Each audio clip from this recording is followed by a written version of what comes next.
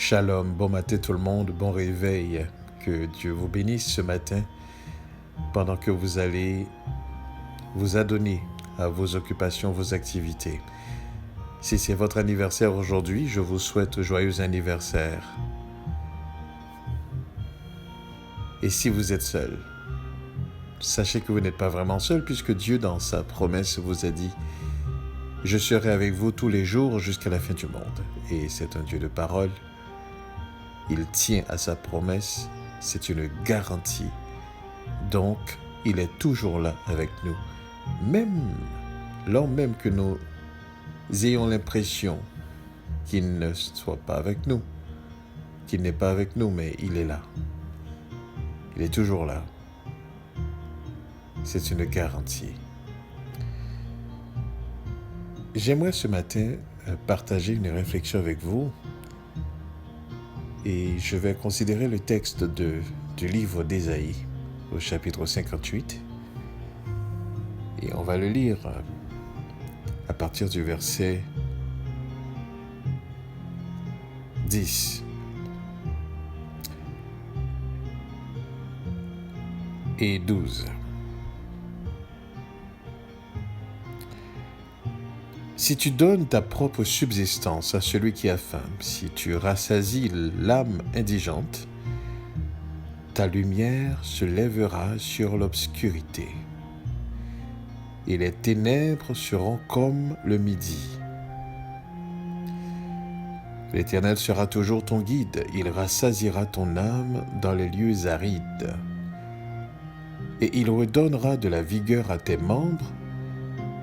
Tu seras comme un jardin arrosé, comme une source dont les eaux ne tarissent pas. Les tiens rebâtiront sur d'anciennes ruines. Tu relèveras des fondements antiques. On t'appellera réparateur des brèches, celui qui restaure les chemins, qui rend le pays habitable. Si tu donnes ta propre subsistance à celui qui a faim, si tu rassasies l'âme indigente, ta lumière se lèvera sur l'obscurité, et les ténèbres seront comme le midi. L'Éternel sera toujours ton guide. Il rassasiera ton âme dans les lieux arides, et il redonnera de la vigueur à tes membres. Tu seras comme un jardin arrosé, comme une source d'eau dont les eaux ne tarissent pas. Les tiens rebâtiront sur d'anciennes ruines. Tu relèveras des fondements antiques. On t'appellera réparateur des brèches, celui qui restaure les chemins, qui rend le pays habitable.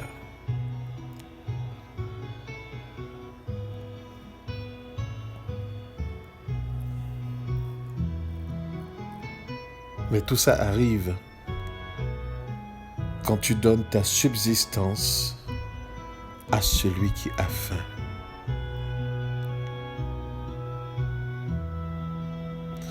Vous savez, la bonne définition d'une communauté. Déjà, dans le mot communauté, il y a une signification. En fait, il y a deux choses. J'aime bien définir le mot communauté de cette manière.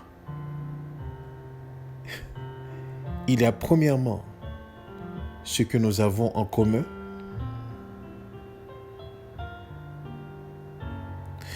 et il y a ce que nous sommes comme un. Je répète, dans le mot communauté, il y a ce dont nous avons en commun, donc nous partageons, et il y a aussi ce que nous sommes comme un.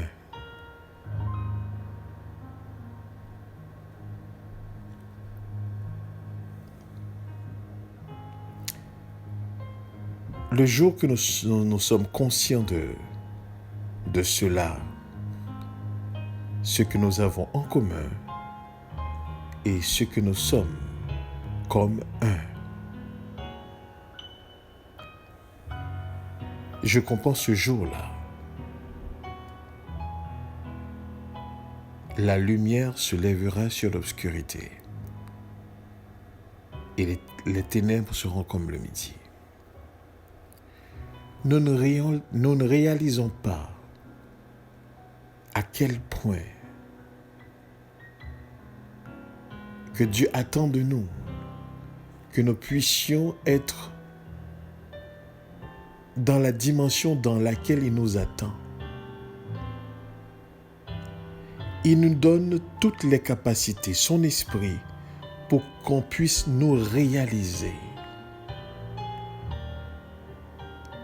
Un jour, j'entendais un homme qui disait « Toutes les communautés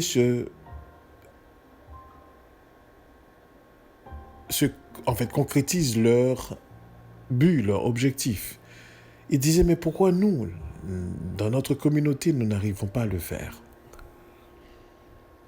Puis il a dit « Mais c'est parce qu'il nous manque quelque chose. » Il dit « Il nous manque la puissance de la volonté. »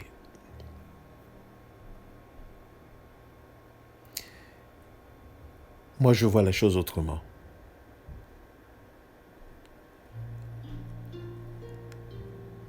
Pour être une communauté, il y a deux choses que nous avons besoin. Nous avons besoin d'être conscients de ce que nous avons en commun et nous avons besoin de comprendre ce que nous sommes comme un. Tant et aussi longtemps que ces deux éléments ne se comprennent pas, n'est pas compris, nous allons passer à côté. Ce que nous avons, ce que nous sommes.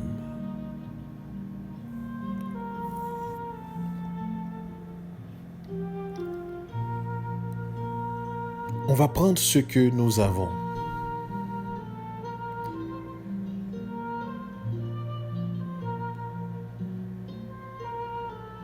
La première des choses qui fait la force d'une communauté,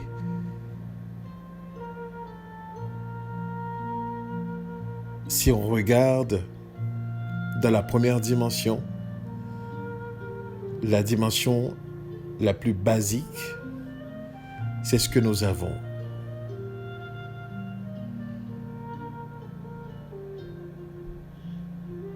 Nous avons une histoire commune. Nous avons un passé commun. Nous avons des ancêtres communs. Nous avons des valeurs communes.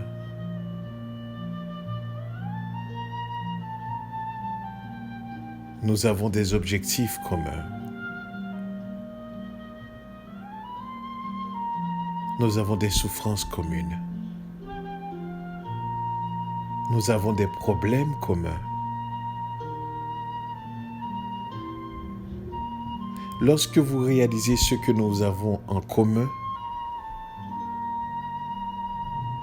là nous prenons conscience que nous sommes une communauté. Mais encore plus,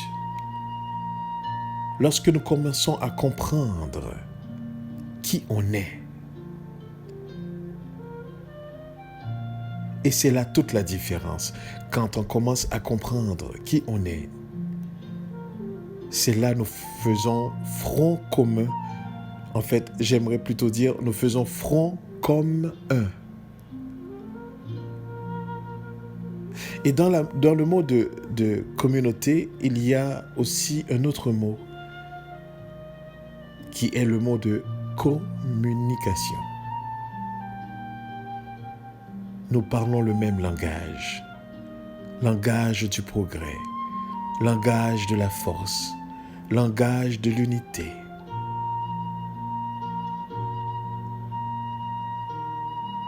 Mais voyez-vous, je reviens encore à parler de cette relation triangulaire. Tant et aussi longtemps que nous ne réalisions pas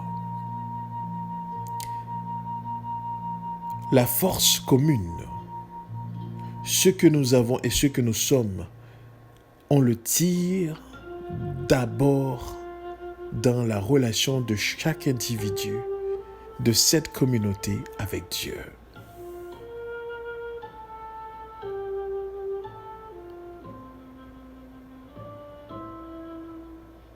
Tant et aussi longtemps que nous ne réalisions pas cette connexion avec le divin, avec Dieu, afin de se réaliser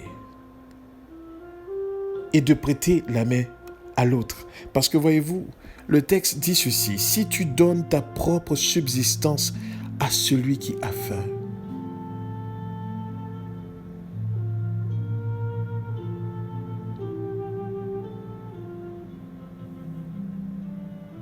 si tu rassasies l'âme indigente, en un mot, tu te mets disponible à celui qui a besoin. Attention, on ne parle pas simplement le fait de faire ce qu'on appelle dans le monde l'acte de charité. Voyez-vous, aujourd'hui, on ne fait que donner le surplus de ce qu'on a ou ce qu'on n'a pas besoin vraiment. On se rassasie et on dit on donne le reste aux autres. Il y en a qui vont faire de dons, mais ils vont faire ce don sans donner. Permettez-moi de faire l'expression, de faire ce pléonasme. Ils font un don sans donner vraiment.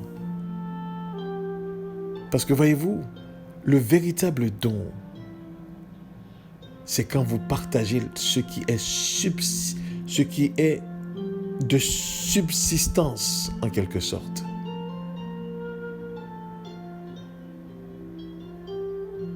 Ce qui est profond.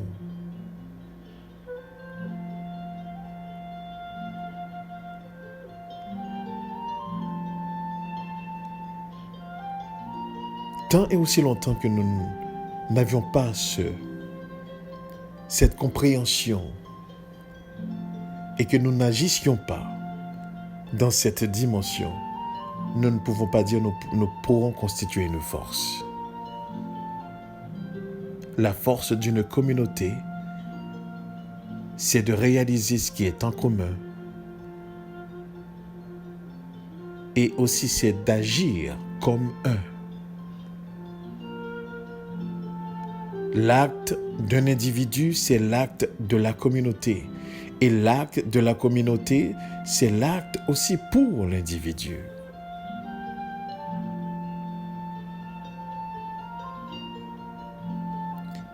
Mais vous allez remarquer que lorsque un individu, par exemple, commence à pouvoir réussir, il se détache de la communauté.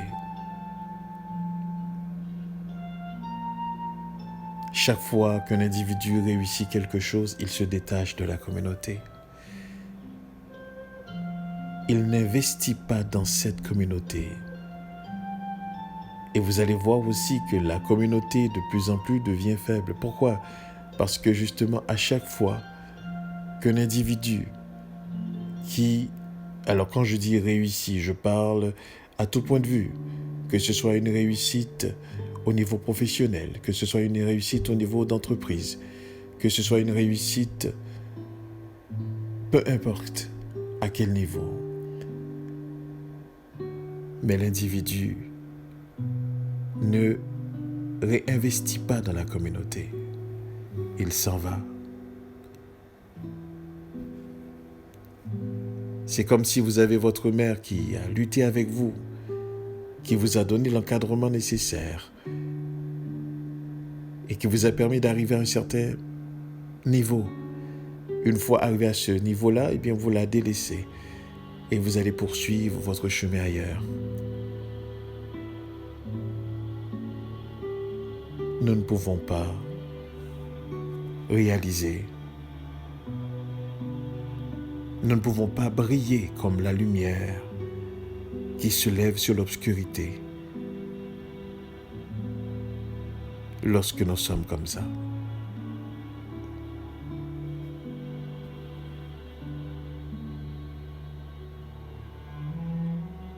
Lorsque vous rencontrez quelqu'un de votre communauté, vous devez être en mesure de pouvoir faire comprendre ça à la personne. Regardons ce que nous avons en commun. Établissons notre communication et regardons ce que nous sommes et agissons comme un seul.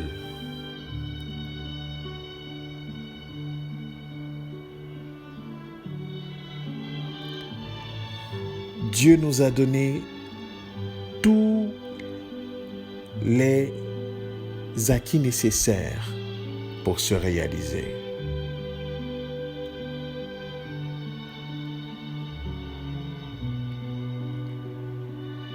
Et ce que nous devons avoir en commun, sincèrement, c'est un modèle de réussite. Et quand je parle de modèle de réussite, je ne parle pas seulement des chefs d'entreprise, des hommes professionnels, etc. Non. Écoutez, laissez-moi vous dire ceci. On a besoin d'un modèle spirituel.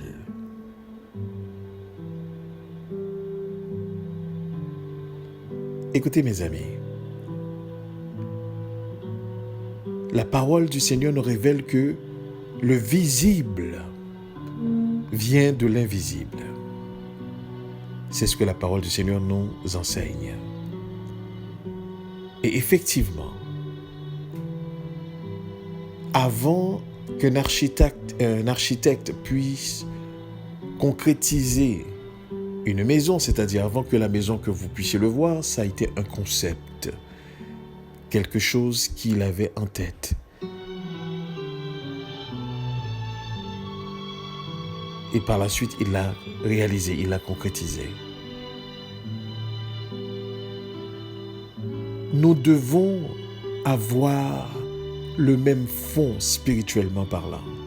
Nous devons avoir le même guide spirituellement parlant. C'est ce guide qui va nous aider à nous réaliser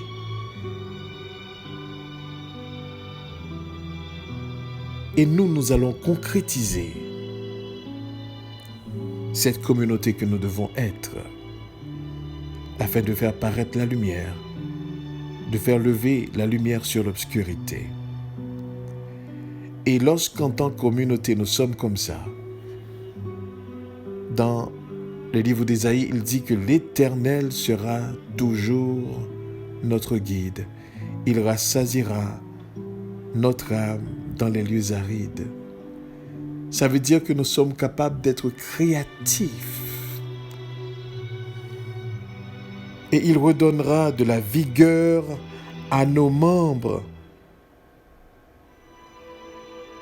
Et nous serons comme un jardin arrosé, comme une source dont les eaux ne tarissent pas.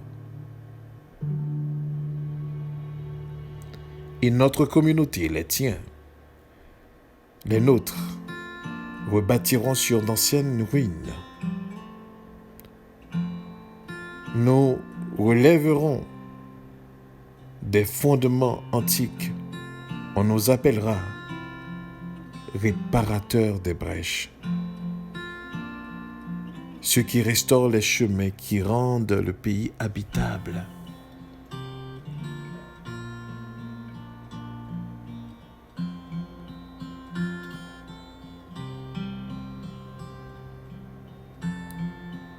Nous avons atteint tellement de mauvaise réputation. Mais aujourd'hui, c'est le temps d'être tout à fait le contraire. Si auparavant nous avons été loin de Dieu, c'est le temps de nous approcher de lui.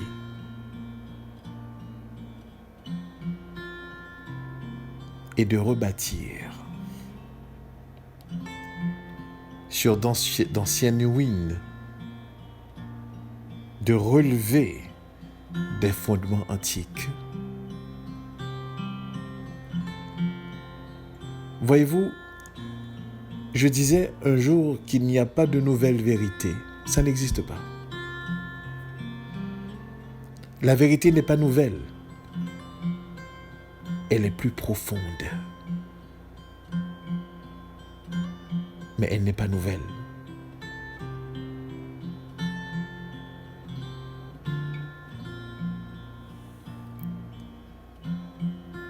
Nous devons comprendre cela comme communauté.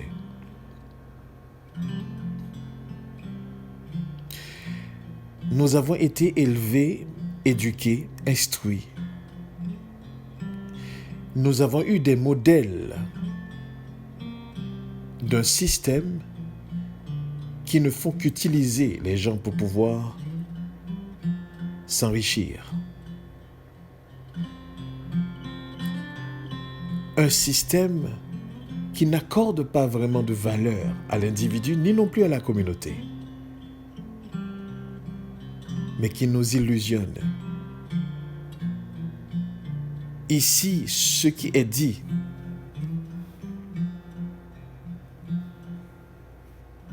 c'est un individu qui est soucieux de sa communauté et c'est une communauté qui est soucieuse de son individu, de son membre. Voyez-vous, le front commun. Mais encore plus, qui partagent la même source.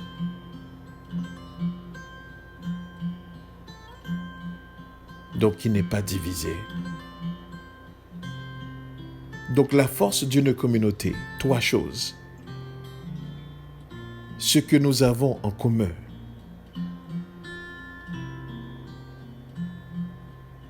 La communication, donc la compréhension que nous avons de l'un de l'autre.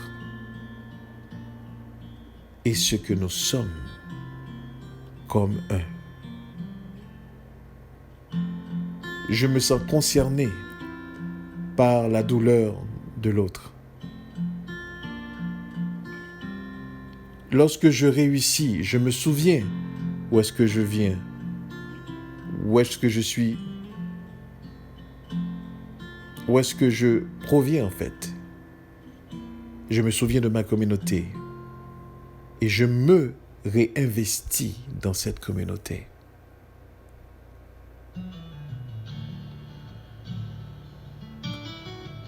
Mais tout cela n'est possible que seulement lorsque nous réalisons ce que nous avons en commun et ce que nous sommes comme un.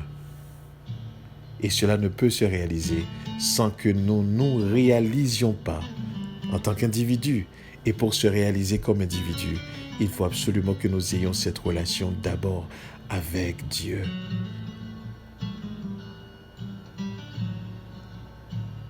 Donc la bonne formule de la réussite d'une communauté, c'est l'individu d'abord qui a la relation avec Dieu. L'individu qui se réalise dans cette relation. Et l'individu qui donne sa propre substance à celui qui a faim. L'individu qui rassasie l'âme indigente. Alors là, sa lumière se lèvera sur les ténèbres.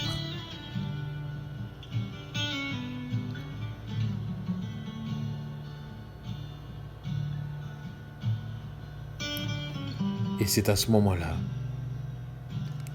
nous aurons pour guide l'Éternel, notre Dieu. Et lui, pendant que nous nous occupons à rassasier, nous donnons notre propre substance à celui qui a faim, eh bien lui, il va rassasier notre âme dans les lieux arides. Et il nous redonne de la vigueur à nos membres.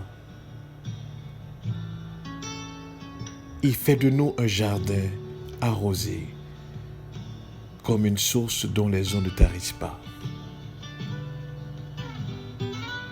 Tant et aussi longtemps que nous n'agissions pas comme ça et que nous ne nous réalisions pas comme ça, nous ne serons pas une communauté forte.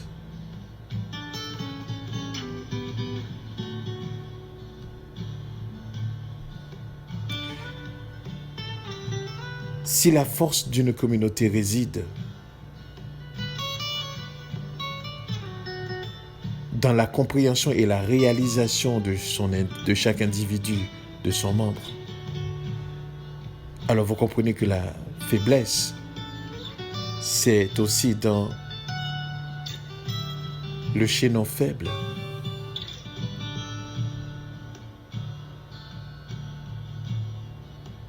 Donc, la faiblesse aurait été tout simplement que chaque personne se voit, voudrait se réaliser et se retire. Il est important à ce que nous comprenions comme communauté la véritable réussite de l'individu. En fait, l'individu ne réussit que seulement lorsqu'il investit dans sa communauté, quand cette réussite reflète sur la communauté. Tant et aussi longtemps que nous ne comprenions pas cela, ça ne marchera pas. Si je dis que je réussis, il faut que cette réussite puisse avoir un impact sur ma communauté. Sinon, ce n'est pas de la réussite. J'ai compris que, en tant qu'individu,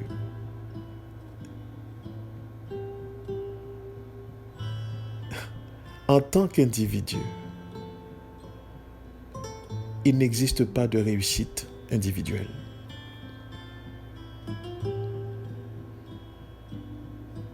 Ça n'existe pas, vraiment. La réussite individuelle. Je vais vous expliquer c'est quoi la réussite individuelle. Je vais un petit peu essayer de faire une caricature.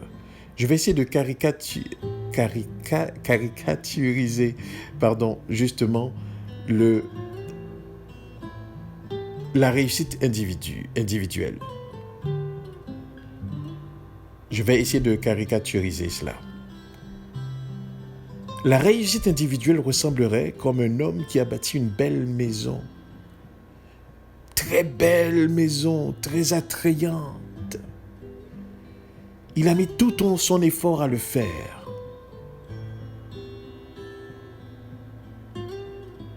Une belle maison, j'aimerais que vous puissiez imaginer une belle maison blanche. Waouh!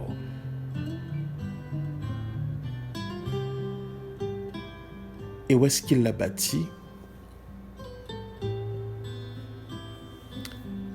Il l'a bâti dans un endroit boueux.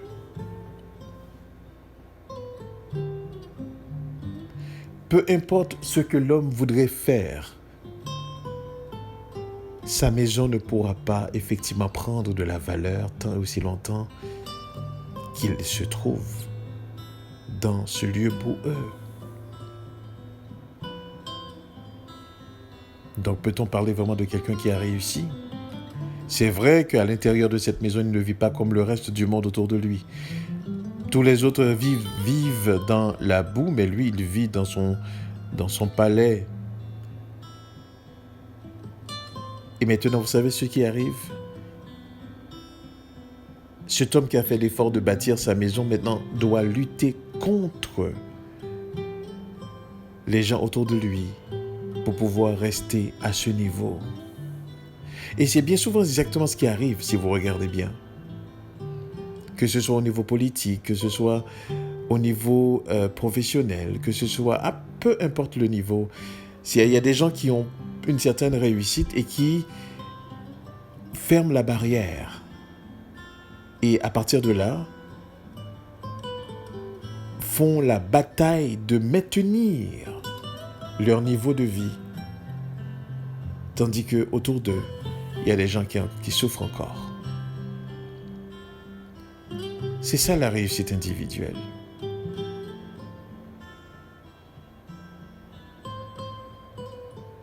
Mais une réussite collective, vous savez ce que c'est?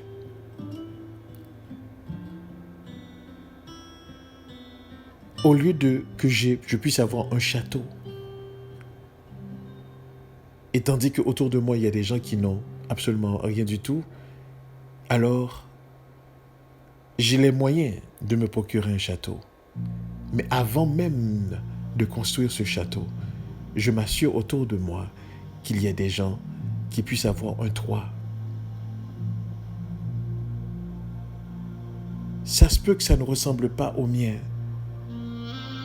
Mais écoutez bien ceci, ce que nous avons en commun, c'est que moi je peux dormir peut-être dans une grande pièce, mais eux autres sont capables aussi de dormir. Je suis capable peut-être de me déplacer dans une voiture plus grande, de grande marque, mais eux aussi sont capables de se déplacer. J'ai de quoi réfrigérer mes aliments. Mon frigo est quand même assez énorme. Mais eux aussi, ils ont cette même chose. Voyez-vous, nous avons en commun.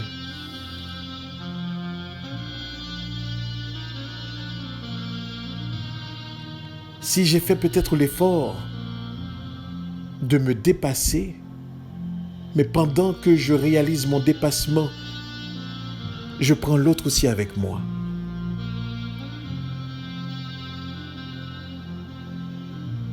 Nous avons en commun. Mais laissez-moi vous dire quelque chose. C'est triste à constater, mais malheureusement, nous ne comprenons pas que la force commune, que la volonté commune, que le pouvoir commun est avant tout notre source spirituelle. Quelle est la source spirituelle, le modèle que nous avons? Quel est le modèle que chaque individu poursuit? C'est ce qui va faire apparaître l'harmonie et la conformité de la communauté. Mais tant aussi longtemps que nous avons des visions différentes et que notre source spirituelle est différente, nous ne pouvons pas vraiment nous unir. L'unité n'est pas possible d'être réalisée quand nous n'avons pas la même source. Nous ne sommes pas nourris de la même source. Ce n'est pas possible. Donc ça ne sert à rien d'essayer de faire front commun avec quelqu'un. Ça ne marchera pas. Si ça marche aujourd'hui dans une certaine dimension, demain on va être divisé. Combien de fois nous avons devant nous justement des communautés qui se sont mises ensemble pour réaliser quelque chose, mais par la suite qui se sont divisées. Donc ça ne sert à rien. Mais si nous avons ce front commun, comme le texte le dit ici, si tu donnes ta propre subsistance à celui qui a faim, si tu rassasies l'âme indigente, ta lumière se lèvera sur l'obscurité et tes ténèbres seront comme le midi. L'Éternel sera toujours ton guide, il rassasiera ton âme dans les lieux arides et il redonnera de la vigueur à tes membres. Tu seras comme un jardin arrosé, comme une source dont les eaux ne tarissent pas. Et étant donné qu'on est dans cette dynamique de relation, alors là, les tiens. Nos membres rebâtiront sur d'anciennes ruines. Tu relèveras des fondements antiques. On t'appellera réparateur des brèches. Celui qui restaure les chemins, qui rend le pays habitable. Que le Seigneur nous permette de comprendre cela ce matin. Lui avec nous d'abord. Donc, l'individu dans cette relation avec son Dieu qui se réalise. Et ce qui s'est fait dans cette relation avec son Dieu, il le répète avec aussi son semblable. celui qui n'a pas compris, qui n'a pas connu, qu'il a besoin aussi de cette source. Alors, lorsque lui aussi devient source, il va le répéter aussi avec quelqu'un d'autre. Voilà comment nous allons nous réaliser. Voilà comment nous allons vraiment devenir une communauté forte. Que Dieu nous bénisse à comprendre cela. Restons conscients de sa présence. Amen. Amen.